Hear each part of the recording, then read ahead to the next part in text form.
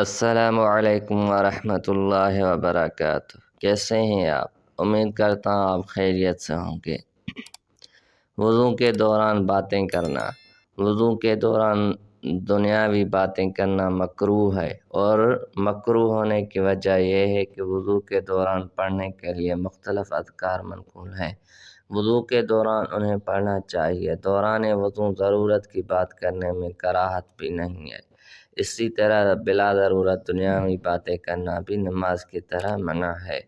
اگر کوئی سلام کرے تو وضو کے دوران اس کے سلام کا جواب دینا جائز ہے، واجب نہیں ہے۔ یعنی چاہے تو جواب دے اور چاہے تو وضو کے معصور اذکار پڑھتا رہے۔ حضرت مغیرہ بن شعبہ رضی اللہ عنہ سے مروی ہے کہ میں رسول اللہ صلی اللہ علیہ وسلم کے موزے اتارنے کے لیے جھکا تو آپ صلی اللہ علیہ وسلم نے فرمایا انہیں چھوڑ دو۔ میں نے جب انہیں پہنا تھا اس وقت میں وضو سے تھا، پھر آپ صلی اللہ علیہ وسلم نے ان پر مسح کر لیا۔